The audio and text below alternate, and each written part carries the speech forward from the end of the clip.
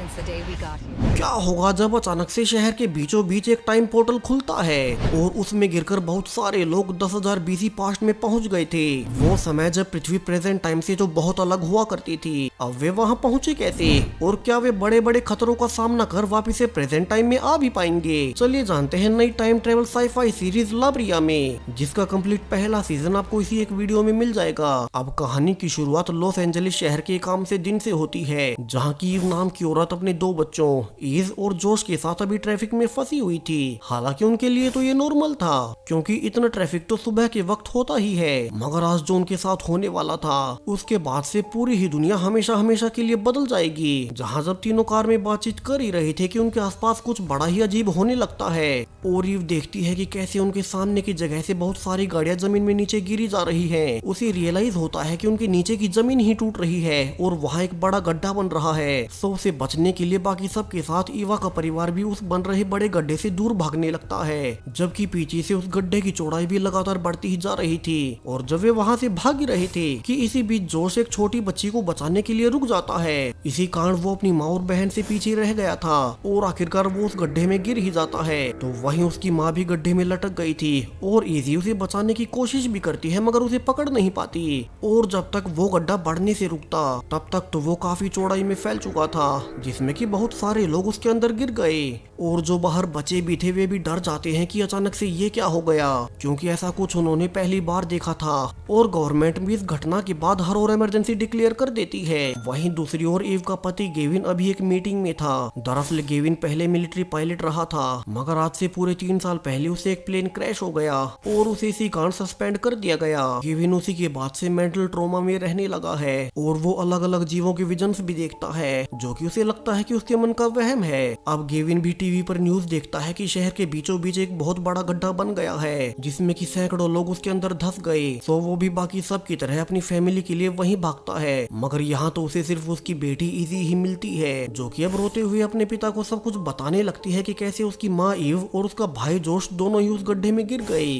शायद से अब वे जिंदा भी नहीं बचे होंगे कि तभी अचानक से उस बड़े गड्ढे से बहुत सारे अजीब से पक्षी बाहर आने लगते हैं। और अजीब बात कि किसी ने कभी भी ऐसे पक्षी पहले देखे ही नहीं थे। वहीं दूसरी ओर ईव की कुछ देर बाद आंखें खुलती है और वो देखती है कि असल में तो वो बिल्कुल सेफ है, मगर अब वो दूर दूर तक फैले खाली हरे भरे मैदानों के बीच थी, जिसके के ऊपर एक ग्रीन पोर्टल खुला हुआ था। सो ईव सोचने लगती है कि वो उस गड्ढे में गिरने के बाद ये कहाँ आ गई, और वो आसपास चलकर देखने लगती है, क्योंकि उससे पहले उसका बेटा जोश भी उसी गड्ढे में गिरा था, तो उसे भी आसपास ही होना चाहिए। और अब काफी दूर चलने के बाद वो जंगलों में पहुंचकर देखती है, वहाँ उसी के जैसे एक और आदमी खड़ा था और दोनों को पास ही धुआं उड़ते हुए नजर आता है। जहाँ भागकर जाने पर वे देखते हैं कि सभी गाड़ियां और इंसान जो कि उनके साथ गड्ढे में गिरे थे वे यहीं पहुंच गए हैं। यहाँ ही फाइनली अपने बेटे जोश को देख गले से लगा लेती है। मगर अब उनके अलावा और भी सैकड़ों सर्वाइवर्स यहाँ किसी वियर्ड से जंगल के बीचों बीच मौजूद हैं। उन्हें तो सिर्फ इतना याद था कि वे किसी प्रकार के ग्रीन पोर्टल से गिरते हुए यहाँ पहुंचे, मगर वे वापस कैसे जाए ये किसी को भी नहीं पता।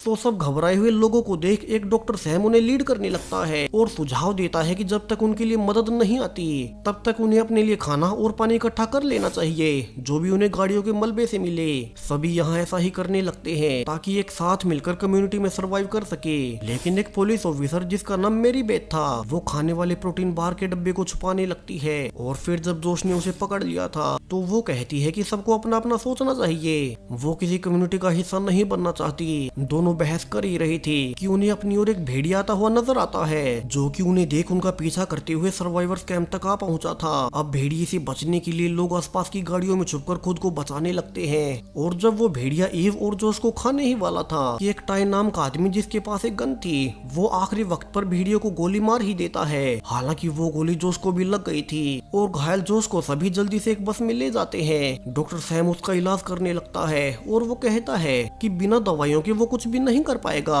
और उसे पक्के से याद था कि उनके साथ एक एम्बुलेंस भी उसी पोर्टल में गिरकर यहाँ आई थी। सो उन्हें जल्दी से उस एम्बुलेंस तक जाकर दवाइयाँ लानी होंगी। और तब तक डॉक्टर सैम की बेटी राइली जोश की देखभाल करने लगती है। वहीं दूसरी ओर सरकार की मेन साइंटिस्ट सोफिया प्रेस को इस इंसिडेंट के बारे में सूचना दे रही थी कि जो भी लोग उस बड़े गड्ढे वाले पोर्टल में गिरे हैं उनका बच पाना नामुमकिन है। मगर फिर भी सरकार उनकी बॉडीज को रिट्रीव करने की कोशिश कर रही है। अब गेविन जो कि ये सब सुन रहा था, उसे भी अचानक से विजन्स आने लगते हैं, जिसमें वो ईव को एक पत्थर के पास देखता है। उसके ऊपर एक हाथ का निशान बना हुआ था और वो इसके बारे में अपनी बेटी को बताता भी है कि वैसे तो उसे ऐसे जंगलों के विजन्स पहले भी आते थे, मगर अब अजीब बात की उसे अपनी ही फैमिली उन विजन्स में दिखाई दे रही है। अब इन सब के दौरान सोफिया की टीम एक ड्रोन को उस बड़े सिंखोल में भेजती है, ये जानने के लिए उसके अंदर क्या है।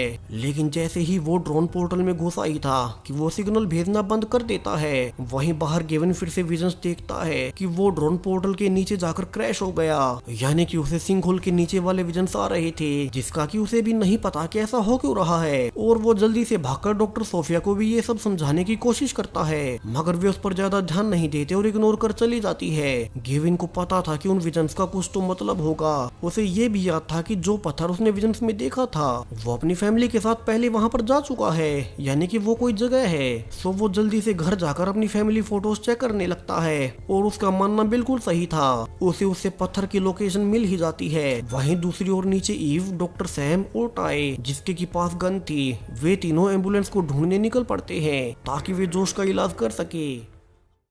हालांकि रास्ते में टाई खुद की जान लेना चाहता था क्योंकि उसे कैंसर है और वो वैसे भी मर रहा था, मगर ईवो डॉक्टर उसे ऐसा करने से रोक लेते हैं और समझाते हैं कि अच्छा होगा कि वो मरने से पहले और लोगों के काम आए। वहीं दूसरी ओर गेविन अब तक उसी पत्थर वाली लोकेशन पर पहुंच चुका था और उसके आसपास खोद कर देखने लगता है ताकि कुछ और क्लूज मिल सके। हालांकि उसकी बेटी इजी को लग रहा था कि उनके विजन्स का कोई मतलब नहीं, मगर गेविन को वहीं अपनी पत्नी ईव को अंगूठी मिल ही जाती है। वहीं अंगूठी जो कि उसकी पत्नी ईव ने गले में पहन रखी थी, यानी कि वो कभी यहीं पर गिरी थी और उसके विजन सच थे।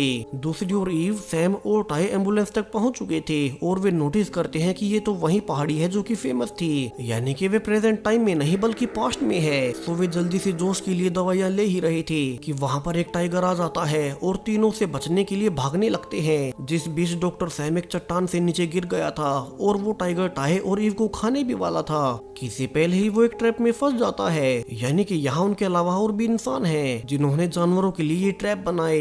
दोनों जल्दी से डॉक्टर सैम को ढूंढते हैं जो कि काफी चोटिल थे और वो कहता है कि जोश की हालत बहुत खराब होगी और अगर कहीं इन्फेक्शन फैल गया तो वे उसे बचा भी नहीं पाएंगे। तो वो ईव को अकेले जोश के पास दवाइयां ले जाने को कहता है और ईव टाई को जोश के पास ही छोड़ अकेले भागकर कैंप में जाती है और जल्दी से अपने बेटे जोश को डॉक्टर सैम की बताई हुई दवाइयां और इंजेक्शंस दे देती है। दूसरी ओर गेविन टीवी पर एक डॉक्टर का इंटरव्यू देखता है जिसे कि उस सिंखहोल की नॉलेज थी और गेविन उन्हीं के पास जा अब सब कुछ बताने लगता है। वो रिक्वेस्ट भी करता है कि उसे उस अंगूठी की कार्बन डेटिंग करवानी है जो कि उसकी पत्नी की थी और उसे पत्थर के पास मिली। और अब तक तो डॉक्टर सोफिया ने भी उसे नोटिस कर लिया था कि गेविन इस मामले में कुछ ज्यादा ही छानबीन कर रहा है, तो वो उसे अकेले में मिलने बुलाती है। गेविन को बताया जाता है कि 3 साल पहले भी ऐसा ही एक और सिंखहोल डेजर्ट के बीचों बीच खुला था, मगर तब वहाँ कोई नहीं था और उसके बारे में किसी को पता नहीं चला। सो गवर्नमेंट ने इसे सीक्रेट ही रखा। इसके अलावा उस एरिया के आसपास गेविन का हेलीकॉप्टर भी क्रैश हुआ था, यानी कि उस हेलीकॉप्टर क्रैश में गेविन की कोई गलती नहीं थी, उसे बेवजह ही सस्पेंड किया गया। वहीं अब तक अंगूठी की रिपोर्ट भी आ चुकी थी और वे सब ये जान हैरान रह जाते हैं कि ये अंगूठी 10,000 साल पुरानी है, यानी कि वो जायंट सिंखहोल एक टाइम पोर्टल है और जितने भी लोग उसमें गिरे थे वे समय में 10,000 साल पहले पहुंच गए। सोफिया आगे बताती है कि उन्होंने एक स्पेशल प्लेन रेडी किया है जिसे कि वे उस पोर्टल में भेजने की कोशिश करेंगे ताकि वहां से जिंदा बचे लोगों को वापस लाया जा सके। इस मिशन के लिए इस प्लेन को गेविन का पुराना साथी लिवाई चलाएगा। वहीं दूसरी ओर पास्ट में टाई और सैम बैठे हुए थे कि उन्हें कैंप से ही एक और मेंबर लूकस साथ लेने आता है। असल में लूकस उसी पुलिस ऑफिसर मैरी बेथ का बेटा है जो कि पहले उल्टे सीधे काम करता था, मगर मैरी हमेशा अपने बेटे को बचा लेती। वहीं बाहर वेरोनिका और लिली, 2 बहनें अपने पिता को प्रॉपर बैरियल देना चाहती थी क्योंकि वे यहाँ गिरते हुए मारे गए। तो ग्रुप से एक लड़का स्कॉट वेरोनिका की मदद के लिए उनके साथ जंगल में जाने लगता है, लेकिन यहाँ तो उसके पिता की बॉडी को एक हाथ की शेप की आकृति में रखा हुआ था, यानी कि उनके अलावा यहाँ और भी कोई इंसान है। वेरोनिका वापिस आकर अपनी बहन लिली पर गुस्सा भी करती है क्योंकि वो नहीं चाहती थी कि वो उसके अलावा किसी और से बात करे। तो वहीं प्रेजेंट में लिवाई के प्लेन के साथ निकलने से पहले गेविन उससे अकेले में मिलकर ईव वाली शादी की अंगूठी देता है कि वो उसे उसकी पत्नी को दे दे। अब लिवाई शुरू में झिझक रहा था, मगर आखिरकार वो गेविन से कन्फेस कर ही लेता है कि जब गेविन का उसकी पत्नी ईव से मनमुटाव चल रहा था तो वो कुछ समय के लिए उसकी पत्नी के साथ अफेयर में रहा था, मगर अभी तो गेविन इसके बारे में ज्यादा नहीं सोचता और लिवाई को अपनी फैमिली को वापस वापस लाने को कहता है। अब अगले ही दिन कैंप में अचानक से एक बीस्ट घुस आता है। तो सभी अपनी जान बचाकर इधर उधर छुपने लगते हैं और उनका सारा खाना खाकर वो बीस्ट वहाँ से चला गया था। अब स्कॉट जो कि साइंस स्टूडेंट था वो सबको बताता भी है कि इस बीस्ट को तो विलुप्त हुए 10,000 साल हो चुके हैं, यानी कि वे प्रेजेंट टाइम में नहीं बल्कि उस पोर्टल से 10,000 साल पास्ट में आ गए हैं। अब मैरी बेथ अपने बेटे लूकस के साथ खाना ढूंढने निकलती है क्योंकि उनका सारा खाना तो वो बीस्ट खा गया। और वे जंगल में जाकर देखते हैं कि जिस ट्रैप में वो टाइगर पहले फंसा था उसे किसी ने आकर रिसेट कर दिया, यानी कि इस समय में उनके अलावा और भी कोई इंसान है, मगर उन्हें पता नहीं कि वे हैं कौन। उधर कैंप में डॉक्टर सैम गिरने के बाद अपने पैरों को फील नहीं कर पा रहा था और वो कहता है कि उन्हें उसकी स्पाइन पर इंजेक्शन देना होगा वरना वो कभी चल नहीं पाएगा। सो उसकी बेटी राइली अब डरते हुए उसे इंजेक्शन देने लगती है। हालांकि वो खुद डॉक्टर नहीं थी, लेकिन जोश और स्कॉट की मदद से वो सक्सेसफुली इंजेक्शन दे ही देती है। उसने अपने पिता को बचा लिया था। वहीं ईव और टाई कैंप के लिए रैबिट्स का शिकार करने जाते हैं क्योंकि उनका खाना तो वो बीस्ट खा गया, मगर तभी यहाँ भी एक बियर उनके पीछे पड़ जाता है और उसे बचने के चक्कर में दोनों गुफा में फंस गए थे। और सरप्राइजिंगली उन्हें यहाँ भी मैरी और उसका बेटा लूकस मिल जाता है। क्योंकि ये रास्ता बंद हो गया था तो चारों गुफा के दूसरी ओर जाने लगते हैं ताकि उन्हें बाहर निकलने का रास्ता मिल सके। लेकिन और अंदर जाने पर उन्हें एक आदमी का स्केलेटन मिलता है जो कि काफी समय पहले मारा गया होगा। इससे भी अजीब बात कि उसके कपड़ों से लग रहा था कि वो भी इस समय से नहीं बल्कि उन्हीं की तरह फ्यूचर से इस समय में आकर फंस गया होगा और उसने खुद की जान ले ली। चारों यहाँ किसी तरह से गुफा से निकलते हैं और खाने वाले मशरूम्स को इकट्ठा कर शाम होते होते वापिस से कैंप में लौट आते हैं। वहीं प्रेजेंट में लिवाई अपने प्लेन के साथ पोर्टल में एंटर करता है, मगर जैसे ही उसका प्लेन पोर्टल से टच हुआ ही था कि इस बार भी उसका सिग्नल मेन बेस से टूट जाता है। मेन बेस पर सबको लगा था कि लिवाई भी मारा गया होगा, मगर लिवाई तो किसी तरह से पैराशूट से जंप कर पास्ट में आ गया और वो अभी भी सेफ है। जब वो पोर्टल में एंटर किया ही था कि कैंप के लोगों ने भी ऊपर नोटिस किया कि उनके ऊपर वाला ग्रीन पोर्टल खुल रहा है और उसमें से एक प्लेन नीचे आकर क्रैश हुआ है। सो कैंप के लोग एक टीम बनाकर उस प्लेन को ढूंढने जाते हैं, जहाँ रास्ते में उन्हें लिवाई भी मिल जाता है और वे साथ मिलकर उसके प्लेन की ओर जाने लगते हैं क्योंकि उसी प्लेन की मदद से वे फ्लाई करके उस पोर्टल से फिर से फ्यूचर में जा सकेंगे। अब रास्ते में जाते हुए राइली पर एक जायंट स्नेक अटैक भी कर देता है, लेकिन लिवाई ने समय रहते उस सांप को मारकर उसे बचा लिया था और काफी दूर चलने के बाद वे प्लेन तक पहुंच ही जाते हैं। मगर अब प्लेन की हालत बहुत ज्यादा खराब थी और लिवाई से फिर से उड़ाने में नाकाम रहता है। इसे रिपेयर तो किया जा सकता था, मगर ना तो लिवाई के पास अभी इसके पार्ट्स हैं और ना ही इस समय में कहीं और मिल ही सकते हैं। सो वे कैंप में जाने से पहले प्लेन से सारी ही सप्लाईज निकाल कर इकट्ठा कर लेते हैं कि तभी लिवाई को प्लेन से अजीब से सिग्नल्स मिलने लगते हैं जो कि यहाँ से 5 किलोमीटर आगे से आ रहे थे और मिलकर फैसला किया जाता है कि पहले वे सब मिलकर उसी सिग्नल का पीछा करेंगे और बाद में कैंप में जाएंगे। रास्ते में लिवाई ईव को उसके हस्बैंड गेविन की दी हुई रिंग भी देता है जो उसने फ्यूचर से भेजी थी। दूसरी ओर प्रेजेंट टाइम में गेविन को फिर से विजन्स आ रहे थे कि लिवाई जिंदा है और ईव से मिल चुका है, तो वो भागकर सोफिया को यही बताने जाता है। यहाँ उसकी नजर एक फाइल पर पड़ती है जिसमें उसी जैसे और भी पोर्टल बने हुए थे और सोफिया किसी डॉक्टर रेबेका के साथ खड़ी हुई थी, यानी कि ये पोर्टल पास्ट में भी कई बार बन चुके थे, मगर सरकार ने उन्हें सबसे छिपाए रखा और किसी को भी पता नहीं लगने दिया।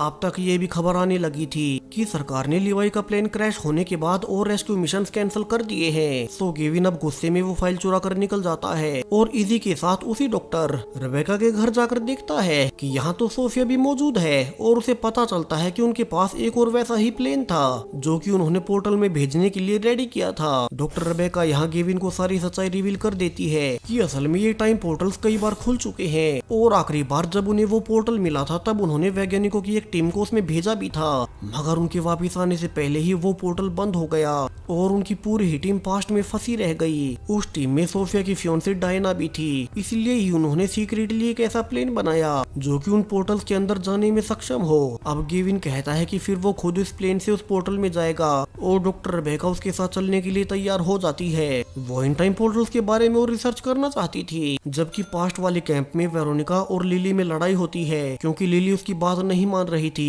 और वो रूठकर जंगल की ओर भागती है। मगर यहाँ तो उन्हें एक मरा हुआ आदमी मिलता है जो कि उन्हीं के कैंप का था। वे जल्दी से चिल्लाकर सभी को इकट्ठा करती है, जहाँ सब देखते भी हैं कि सरप्राइजिंगली ये आदमी बिजली का झटका लगने से मारा गया, जबकि उनके पास तो बिजली थी ही नहीं। लिली बताती है कि उसने एक बूढ़े आदमी को उन्हें देखते हुए देखा था जिसकी पीठ पर हाथ का एक निशान बना हुआ था। हालांकि लिली की बड़ी बहन वेरोनिका उसे आगे कुछ बताने नहीं देती और खींचकर अपने साथ ले जाती है, जबकि पीछे से वही आदमी जिसके बारे में लिली सब सबको बता रही थी। साइलस उन्हें छुप कर देख रहा था। दूसरी ओर लिवाई के साथ बाकी का ग्रुप उन्हीं सिग्नल्स का पीछा करते हुए गांव ढूंढ निकालते हैं, यानी कि इस समय में और भी इंसान रहते हैं। अब इस गांव में घुसते ही एक टेम्पल बना हुआ था जिस पर भी वही हाथ का निशान था। वहीं उसके अंदर उन्हें एक बॉडी ऐसे ही निशानों के अंदर रखी हुई मिलती है। यहाँ लिवाई बाकी सबको रिवील करता है कि उसके आने से पहले सोफिया ने उसे भी ये मिशन दिया था कि वो उनकी पहले वाले वैज्ञानिकों की टीम को भी समय में ढूंढ ले, जो कि 3 साल पहले रिसर्च के लिए एक पोर्टल से यहाँ आए थे। और अब फोटो से मैच करने पर ये बॉडी उसी की टीम के एक वैज्ञानिक की थी। और लिवाई उस वैज्ञानिक का वाईफाई टोकी अपने साथ ले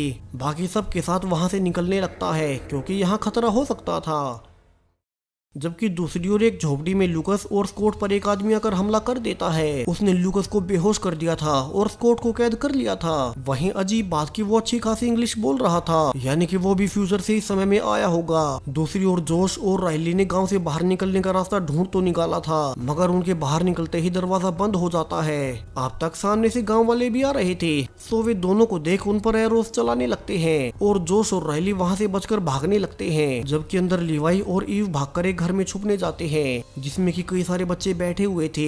इनमें से एक बच्चा इजिया दोनों को कहता भी है कि उसके दादा साइलस ने उन्हें समझा रखा है कि जो भी लोग आसमान से यहाँ आए हैं वे बहुत खतरनाक है और वे उनके पास न जाएं। ईव उसे भरोसा दिलाती है कि वे ऐसे नहीं है और छोटा इजिया उन्हें गाँव से निकलने का रास्ता बता देता है। जबकि अब तक स्कॉट और लूकस, जिन्हें मंदिर में ही बांधा गया था, वे एक लाइटर की मदद से रस्सियों को जला खुद को छुड़ा ही लेते हैं। जबकि बाहर से जोश और राइली गाँव वालों से छुपते हुए उन्हें एक जगह पर फोन चलाकर डिस्ट्रैक्ट करते हैं और फिर गांव में आकर सब इकट्ठा होकर एक साथ निकलने लगते हैं। हालांकि साइलस और बाकी गांव वाले उन्हें अब भी मार सकते थे, मगर उनकी लीडर पारा उन्हें जाने देने को कहती है और सभी वहां से निकल वापिस से कैंप में आ ही जाते हैं। वे सबको बताते हैं कि उनके अलावा और भी लोग हैं जो कि पास के ही गाँव में रहते हैं। वे लोग शायद से इसी समय के होंगे, मगर वे नहीं चाहते कि हम उनसे मिले। वहीं रात को टाई लिली से अकेले में पूछने लगता है कि वेरोनिका उसे डांटती क्यों रहती है और लिली उसे सच्चाई बता ही देती है कि वेरोनिका उसकी असली बहन नहीं, बल्कि उसे तो वेरोनिका और उसके पिता ने 1 साल पहले किडनैप किया था। अब पीछे से वेरोनिका ये जान कि उसकी सच्चाई लिली ने बता दी थी, अब वो कैंप को छोड़कर भाग जाती है। वहीं प्रेजेंट में डॉक्टर रेबेका गेविन और इजी को उसी जगह पर लेकर जाती है जहां वे खोद कर देख रहे थे। दरअसल ये सेम वही जगह है जहां की 10,000 साल पहले के सर्वाइवर्स कैंप लगा हुआ था और वे प्रेजेंट में उसे खोद कर पता कर पाएंगे कि पास्ट में कैंप के साथ क्या क्या हुआ होगा। यहाँ उन्हें एक पुराना ईव का लिखा हुआ लेटर भी मिल जाता है जिसे कि ईव अभी पास्ट में लिख ही रही थी कि उसे गेविन से माफी मांगनी है, जो उसने कभी भी उसके विजन्स का भरोसा नहीं किया। इतना ही नहीं, वो पोर्टल धीरे धीरे छोटा होता जा रहा है, सो उन्हें रेस्क्यू भेजने में जल्दी करनी होगी, वरना वे हमेशा हमेशा के लिए इसी समय में फंस कर रह जाएंगे। जबकि पास्ट में लिवाई सोफिया की फियोंसे डायना को रेडियो पर कांटेक्ट करने लगता है, जो कि 3 साल पहले यहाँ एक साइंटिस्ट टीम का हिस्सा थी और तब से इसी समय में फंसी हुई है। यहाँ लिवाई की अच्छी किस्मत कि उसका डायना से कांटेक्ट हो ही जाता है। डायना उसे बताती है कि उसका भी प्लेन डैमेज है, इसलिए तो वो वापस नहीं जा पाई। सो लिवाई को आइडिया आता है कि वे उसके प्लेन के पार्ट से लिवाई वाले प्लेन को रिपेयर कर लेंगे और फिर एक साथ यहाँ से निकल जाएंगे। सो सुबह होते ही लिवाई और ग्रुप के कुछ और लोग एक गाड़ी लेकर डायना की लोकेशन पर जाने लगते हैं और काफी लंबी ड्राइविंग के बाद उन्हें डायना मिल भी गई थी, जो कि अब उन्हें सब कुछ बताने लगती है कि वो अपनी वैज्ञानिकों की टीम के साथ 3 साल पहले इसी समय में आकर फंस गई थी। वे यहाँ डायना के प्लेन को चेक भी करते हैं और उनकी अच्छी किस्मत कि यहाँ वे सारे पार्ट्स थे जिनसे कि लिवाई अपना प्लेन रिपेयर कर पाएगा। वहीं दूसरी ओर प्रेजेंट टाइम में केविन और डॉक्टर रेबेका को कैंप साइट से एक प्लेन के अवशेष मिले थे और वे ये देख हैरान रह जाते हैं कि ये लिवाई का प्लेन था, उसमें काफी सारी बॉडीज भी थी, यानी कि लिवाई का प्लेन फेल हो जाएगा और जब वे प्लेन से पोर्टल में वापस आने की कोशिश करेंगे तब क्रैश होने से प्लेन में सवार सभी ही लोग मारे जाएंगे। ये देखते ही गेविन रेबेका के प्लेन की ओर भागता है ताकि वो पास्ट में जाकर उन्हें वार्निंग दे सके, मगर बाकी लोग उसे रोक लेते हैं। गेविन यहाँ सोफिया और रेबेका से मिन्नतें करता है कि उन्हें कैसे भी करके जल्द से जल्द पास्ट में मैसेज भिजवाना होगा कि वे प्लेन से निकलने की कोशिश न करे, वरना सब के सब मारे जाएंगे। जबकि पास्ट में लिली टाई को बताती है कि शायद से उसकी बड़ी बहन वेरोनिका को भी उसी की तरह उसके पिता ने किडनैप किया होगा, इसलिए उन्हें उसे ढूंढना चाहिए कि वो जंगल में कहाँ चली गई। टाई यहाँ उसे ढूंढने निकल जाता है और उसे वो अपने फेक पिता की कब्र पर रोते हुए मिलती है। टाई उसे समझाने लगता है कि वे उसे कुछ नहीं कहेंगे क्योंकि वो खुद भी एक विक्टिम ही थी, मगर उसके मुड़ते ही वेरोनिका उसके सिर में मार उसे बेहोश कर भाग जाती है। जबकि ईव और लिवाई कैंप में वापस आकर सबको खुशखबरी देते हैं कि वे लिवाई के प्लेन को रिपेयर कर यहाँ से निकल सकते हैं, लेकिन सभी लोग इस एक प्लेन में नहीं जा पाएंगे। सो डेमोक्रेटिकली वे एक लकी ड्रॉ निकालते हैं, जितने भी लोग उस प्लेन में बैठकर वापिस से प्रेजेंट में जाएंगे। अब जोश और लूकस दोनों का ही नाम निकल आया था। सो स्कॉट लूकस को बताता भी है कि उसने थोड़ी ही दूर एक पेड़ के पास कोई संदूक देखी थी। दोनों जल्दी से वहाँ खोद कर देखने लगते हैं और इसके अंदर तो सोने की बड़ी बड़ी ईंटें थी, जो कि अमेरिकन सिविल वॉर के समय की थी। यानी कोई सोने के साथ इस समय में टाइम ट्रेवल कर यहाँ पहुँच गया होगा और बाद में मारा गया।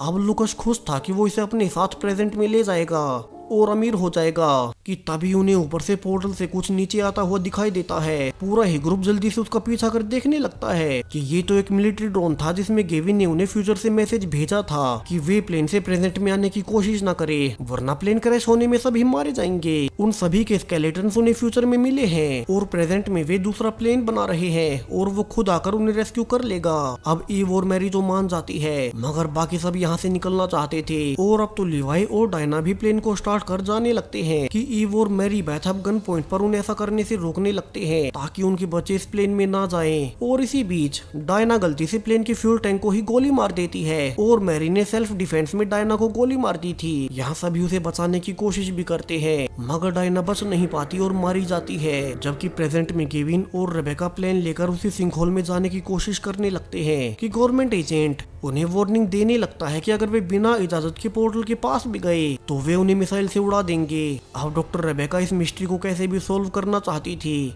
तो वो अकेली प्लेन से पोर्टल में कूद जाती है। जबकि इजी के फोन करने पर कि गेविन को अपनी जान खतरे में नहीं डालनी चाहिए, वो प्लेन को वापस घुमा ही लेता है। वहीं पास्ट में सर्वाइवर्स कैंप से देख रहे थे कि वो ग्रीन पोर्टल आखिरकार बंद हो ही गया, यानी कि उनकी फ्यूचर में जाने की उम्मीद जाती रही। और गुस्से में सुबह सभी इकट्ठा होकर मैरी को ग्रुप से निकलने को कहते हैं, क्योंकि उसी ने डायना को गोली मारी थी। वोट करने के बाद ईव और मैरी को ग्रुप से निकलने का ऑर्डर दिया जाता है, क्योंकि वे ही गन पॉइंट पर सबको रोक रही थी। यहाँ ईव तो ये देख और ज्यादा दुखी होती है कि उसी का बेटा जोश भी उसे बाहर निकलवाने के लिए वोट दे रहा था। दूसरी ओर टाई की आंख खुलती है कि उस गांव की लीडर पारा उसे मारने आ रही है, मगर वो तो एक सांप को मार उसे बचाने आई थी। वो टाई के गांव को संभालने के लिए उसे गुफा में ले जाकर बताने लगती है कि कैसे वे बुरे लोग नहीं हैं, बस अपने गांव को आसमान से आए हुए लोगों से बचाना चाहते हैं, क्योंकि अचानक से हर कुछ समय में आसमान से लोग आते रहते हैं, वे भी हथियारों के साथ। वहीं अब तक बाहर से बर्फीला तूफान भी आने वाला था, सो उन्हें कुछ समय के लिए यहीं गुफा में छुप कर रहना होगा।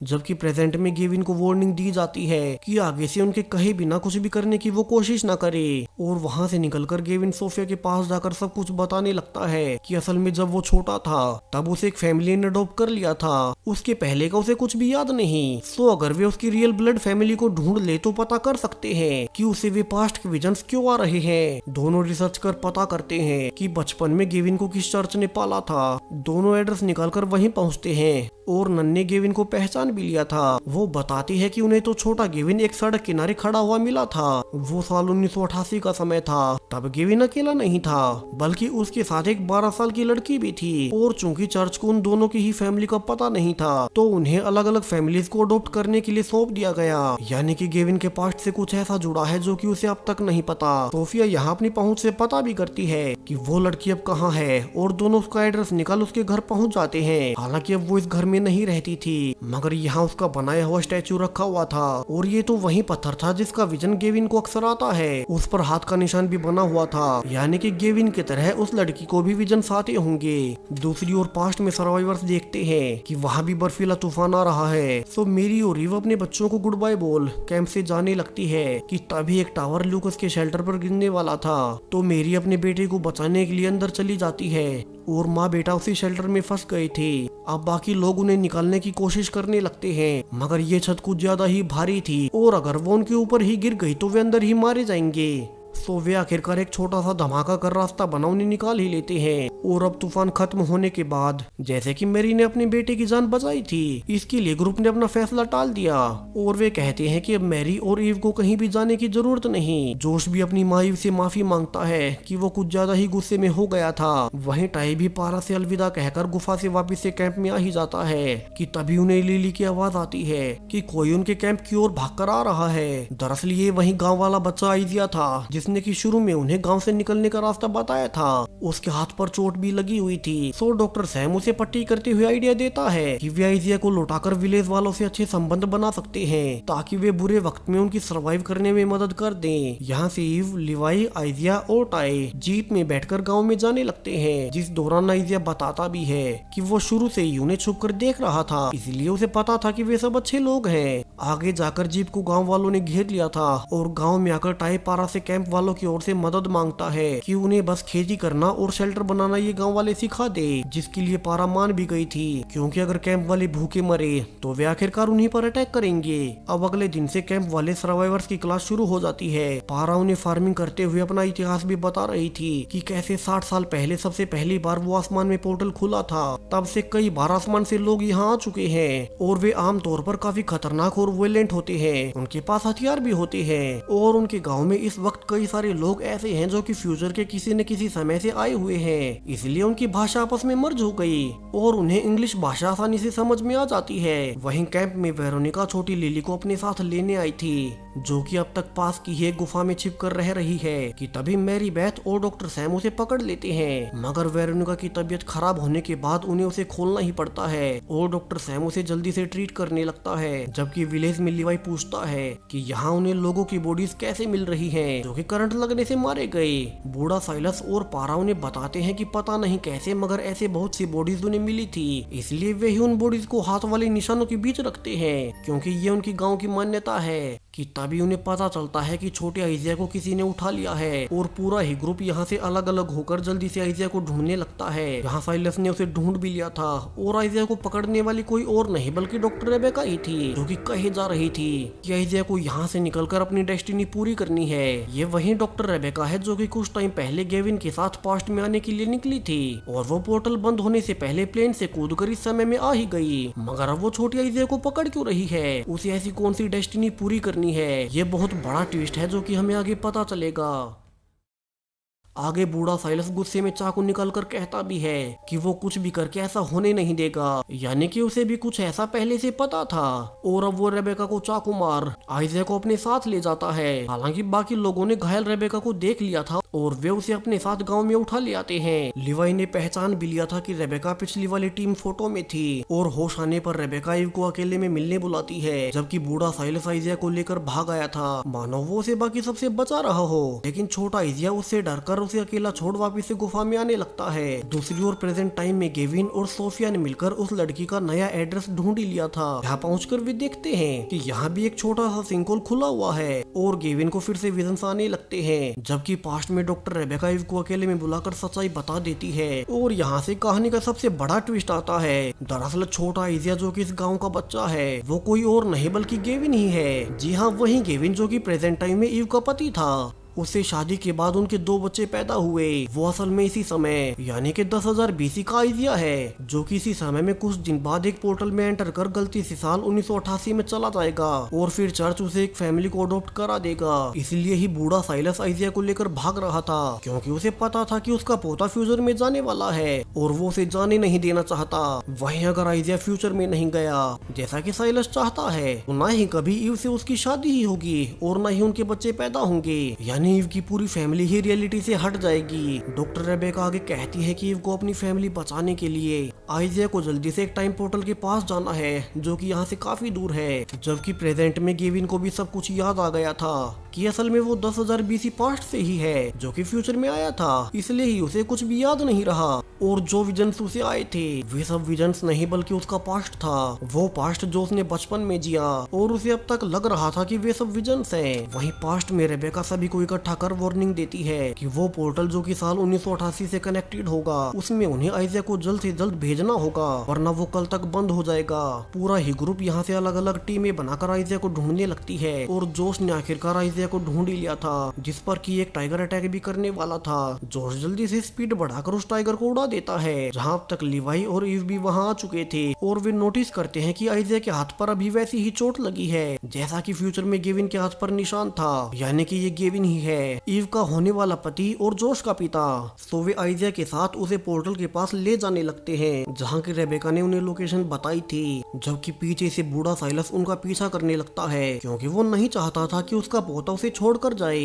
वहीं प्रेजेंट में वो लड़की अपने घर आती है, उसका नाम ईला था और वहीं थी जो कि आइजिया के साथ चर्च को सड़क पर साल 1988 में मिली थी। वो कहती है कि उसे भी अडॉप्शन से पहले का कुछ याद नहीं और उसे भी विजन्स आते रहते हैं, मगर वो श्योर नहीं थी कि वो उसका पास्ट था। जबकि पास्ट में रेबेका की हेल्थ में सुधार आने पर वो कैंप में आ जाती है, तो दूसरी ओर ईव, डॉक्टर सैम, जोश और छोटा आइजिया चारों ही चलते हुए नोटिस कर रहे थे कि बूढ़ा साइलस अपने गाँव के लोगों के साथ उन्हें रोकने आ रहा है। सो वे जल्दी से आगे बढ़ने लगते हैं, लेकिन आगे जाकर वे फंस चुके थे क्योंकि यहाँ एक सिंगल रस्सी वाला ब्रिज उन्हें पार करना था। अब ईव और आइजिया पहले उसे क्रॉस करने लगते हैं कि अब तक साइलस के आदमी आ जाते हैं और लिवाई ब्रिज को ही काट देता है ताकि ईव आइजिया को पोर्टल में भेज सके। जबकि साइलस उसे धमकी भी देता है कि अगर ईव ने उसे आइजिया को नहीं लौटाया तो वे लिवाई और जोश दोनों को जान से मार देगा और वो पहाड़ी के अंत पर उसे सौदे के लिए मिले।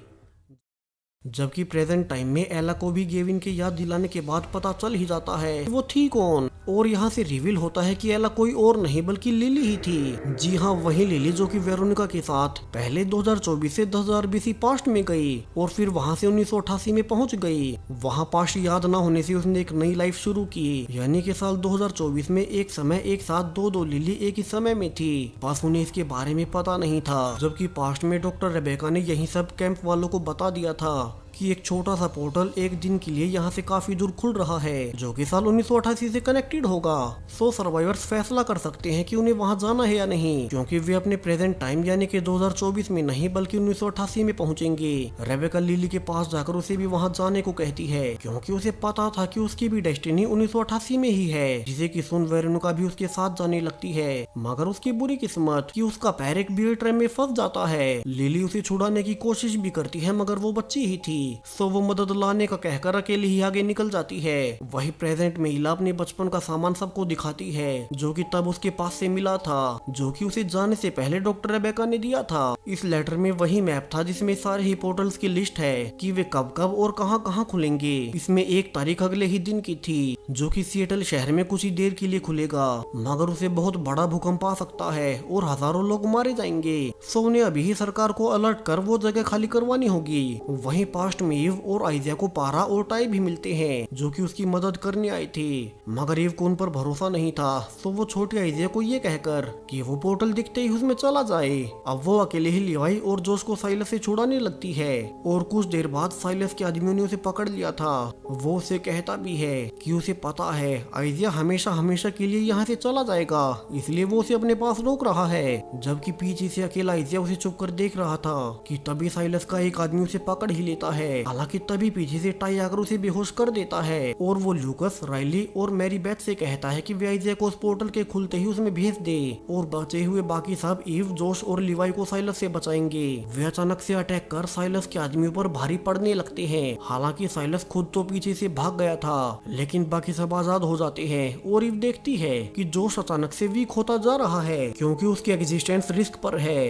अगर आइजिया पोर्टल में नहीं गया तो वो रियलिटी से हट जाएगा। ऐसा ही कुछ प्रेजेंट में गेविन की बेटी इजी के साथ भी हो रहा था। यहाँ पारा और टाई साइलस का पीछा करने लगते हैं ताकि वो कोई और गड़बड़ ना कर सके और ईव बाकी सबके पीछे जाती है। जबकि आइजिया के ग्रुप के सामने कुछ विलेजर्स आ चुके थे और आइजिया को बचाने के लिए मैरी बेथ उन्हें शूट करने लगती है। यहाँ इस फाइट में उन्होंने उन्हें मार तो दिया मगर खुद मैरी को एक चाकू लग गया था और उसकी वजह से बाकी सब धीमे ना पड़े, इसलिए ही वो लूकस के साथ वहीं रुक जाती है और बाकी सबको आइजिया के साथ सफर को कंटिन्यू करने को कहती है। जबकि पीछे पीछे लूकस अपनी माँ के साथ जब वापिस से कैंप में जा ही रहा था तो चाकू का घाव ज्यादा होने से वो वहीं मारी जाती है।